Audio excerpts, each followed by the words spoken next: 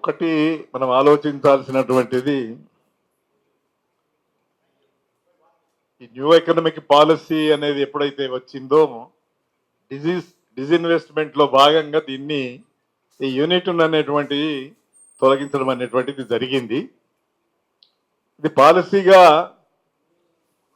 వాళ్ళు ఎట్లా క్లోజర్ దిక్కు తీసుకెళ్లాలి అనేటువంటి వైఖరితోని ఆనాడు వాళ్ళు తీసుకున్నటువంటిది. దివాలా తీయించడం, బిఎఫ్ఆర్కు పంపించడం, బిఎఫ్ఆర్ ద్వారా దాని చరిత్ర ముగింపజేయడం అనేటువంటిది ఆనాడు చేసినటువంటి పని.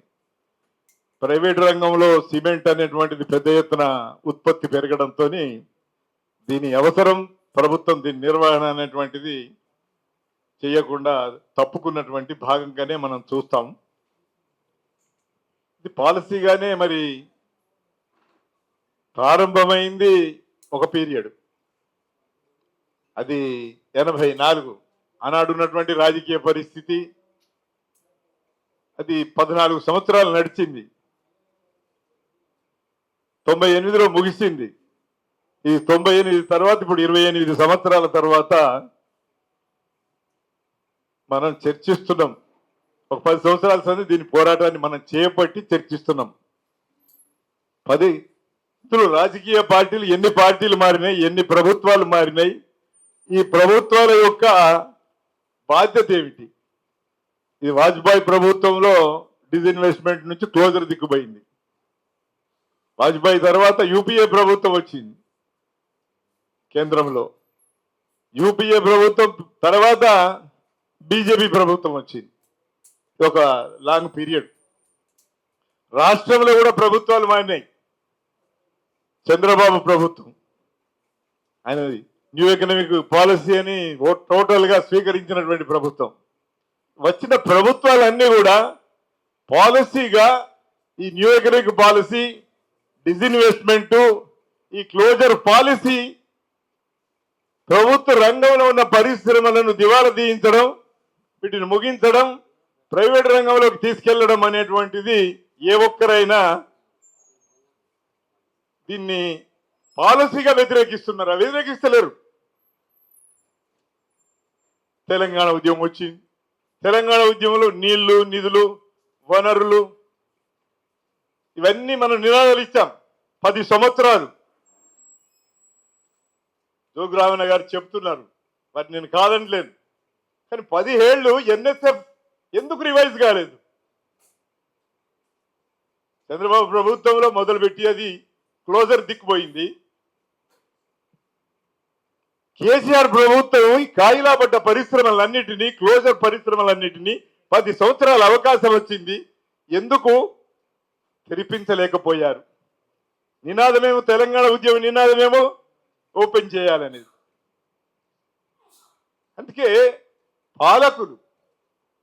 పాలకులు అధికారంకి వచ్చిన తర్వాత పాలకవర్గ రాజకీయ పార్టీలు వాళ్ళు పూర్తిగా కూడా పొలిటికల్ మైలేజ్ అనేటువంటి యాంగిల్లోనే ప్రజల సమస్యలను చూస్తున్నారు. ప్రజలను కేంద్రంగా ఆలోచించడం లేదు, ప్రజల జీవితాలను కేంద్రంగా ఆలోచించడం లేదు. ఆదిలాబాద్ జిల్లా ఇది ఒక ఆదివాసీ ప్రాంతం, వెనుకబడిన ప్రాంతం. మరి ఇక్కడ దీన్ని క్లోజ్ చేస్తే ఎన్ని వేల ఉద్యోగాలు పోతాయి, ఎన్ని కుటుంబాలు దీనికి ఎఫెక్ట్ అవుతుంది అని ప్రజలు కేంద్రంగా ఆలోచించేటువంటి ప్రభుత్వాలు కావి. అందువల్లనే ఈ క్లోజర్స్ అనేటువంటివి జరుగుతున్నాయి. పునరుద్ధరణ 28 సంవత్సరాలైనా దాని చర్చ లేకుండా ఎన్నికలు ఇప్పుడు మనం చూసాం, అక్కడ బయట పోయి చూసాం. ఆయన ఎన్నికల సందర్భంలో ఇచ్చిండు, దానికి ఉన్నంత చెల్లని రూపాయికి విలువెంత? చంద్రకుమార్ గారు చెప్తున్నారు 6 మాసాలు టైం ఇవ్వమన్నారు. డిమాండ్ వాళ్ళ సంగతి ఏందో, 4 ఎమ్మెల్యేలు, ఒక పార్లమెంట్ సభ్యుడు, వాళ్ళ సంగతి ఏందో ప్రజలు చూసుకోవాలి అనేటువంటిది వారు చెప్పారు. ప్రజలు చూస్తూనే ఉన్నారు. వివిధ సందర్భాల్లో మార్పులు చేర్పులు ఇవన్నీ జరుగుతున్నాయి. ఎన్నికల సందర్భంలో కొన్ని మార్పులు జరుగుతుంటాయి. అయితే ప్రజలు మర్చిపోతున్నారు ఈ పాలకులు అనుసరిస్తున్న విధానాలను, పాలసీస్ ను, ఎన్నికల సందర్భంలో ఇచ్చేటువంటి సంక్షేమ పథకాలు లేకపోతే తప్పుడు వాగ్దానాలు ఇవన్నిటికీ పక్కదారి తక్షణం ఉన్నటువంటి దిక్కు వెళ్తూ ఓట్లు వేస్తున్నారు కాబట్టి వాళ్ళు గెలుస్తున్నారు. అందుకే ఇక్కడ ఆలోచించాల్సినటువంటిది ఈ డిమాండ్స్ మీద, పునరుద్ధరణ అనేటువంటి డిమాండ్ మీద మనం కొన్ని ఉద్యమాలను చూడాలి. ఆ ఉద్యమాల నుంచి ఆ మొండితనము, ఆ తెగింపుతనం మనకు రావాలా. రైతుల ఉద్యమం నడిచింది, 18 మాసాలు నడిచింది. ఏంటి ఆ తెగింపు? సిటిజన్స్ ఎన్ఆర్సీ మీద ఉద్యమం జరిగింది, ఆ తెగింపు మనం చూడాల. దాంతో పాటు నిన్న కాక్రోచ్ జనతా పార్టీ అనేటువంటి పార్టీ వచ్చి కేంద్ర ప్రభుత్వం యొక్క మెడలు వంచింది, దీన్ని చూడాల. అంటే ఇప్పుడు మనం కూర్చున్నది మాట వరుస చర్చ కాదు, డిమాండ్ సాధన కొరకు చర్చ. డిమాండ్ సాధన అంటే నినాదం ఇవ్వడము కాదు, గెలుపు కొరకు చర్చ ఉండాలి. ఏం చేస్తే గెలవగలము, ఏం చేస్తే ఇది డిమాండ్ సాధించగలము, ఈనాడున్న పరిస్థితిలో, లేకపోతే దీన్ని ఎట్లా దిక్కు పొలిటికల్ గా స్టెప్ బై స్టెప్ ఎట్లా డెవలప్ చేయాలా. ఇలా జిల్లా స్థాయిలోనే 17 సంది నడుస్తూ ఉన్నది. పొలిటికల్ మైలేజ్, పొలిటికల్ గా ఎన్నికలప్పుడల్లా మాట్లాడుతున్నారు.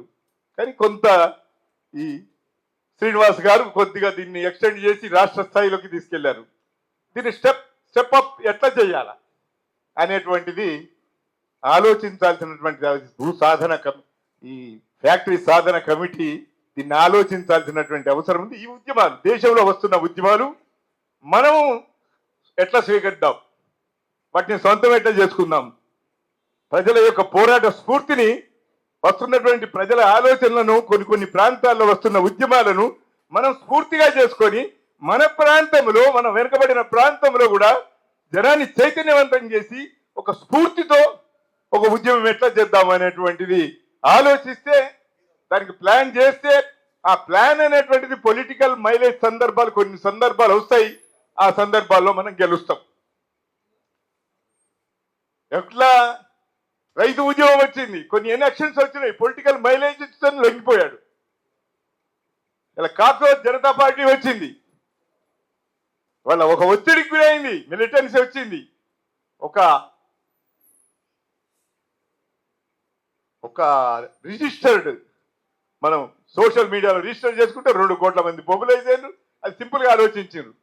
కానీ ప్రాక్టికల్ గా ఒక నినాదం ఇస్తే రౌండ్ ఏ పార్టీ లేదు, దానికి సెంట్రలైజేషన్ లేదు, ఒక ఆర్గనైజేషన్ లేదు, అయినా జనం వీధుల్లోకి వచ్చి పార్లమెంట్ మీదకి హిరాయిక్ గా అన్నిటికి తెగించి పోయేటువంటి ఆ తెగువ పోరాట పటిమ అనేటువంటిది ప్రభుత్వాన్ని అలా ధర్మేంద్ర ప్రధాన్ రాజీనామా చేయించాల్సి వచ్చింది.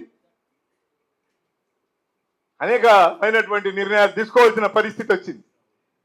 అందుకొరకు ప్రభుత్వాలు లొంగేటట్టుగా ఉండాలా, దాన్ని పొలిటికల్ మైలేజ్. ప్రభుత్వాలు ఎన్నికల ప్రయోజనం, లేకపోతే రేపు ఎన్నికలకు పోతే మేము పూర్తిగా మైనస్ అవుతామని అనుకుంటే భయపడుతున్నారు. లేకపోతే మిలిటెంట్ మూవ్మెంట్స్ వచ్చి వాళ్ళ మధ్యన వైరుధ్యాలు తీవ్రమై వాళ్ళు ఇక పరిపాలించలేనటువంటి ఒక ప్రత్యేక స్థితి ఉండి ఆల్టర్నేటివ్ అనేక రాజకీయ పార్టీలు కొత్త వాళ్ళు అధికారంలోకి వస్తారనే భయం ఉన్నప్పుడు కొద్దిగా మాట వింటారు.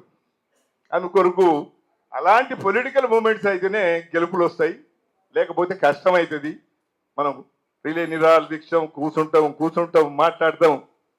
ఇక్కడ ఇందిరా పార్కులో ఎన్ని ఉద్యమాలు జరుగుతున్నాయో, అన్ని జిల్లా సెంటర్స్ లో కలెక్టర్ ఆఫీస్ ముందు ఎన్ని ఉద్యమాలు జరుగుతున్నాయో, ఈ ఉద్యమాలు జరుగుతుంటాయి.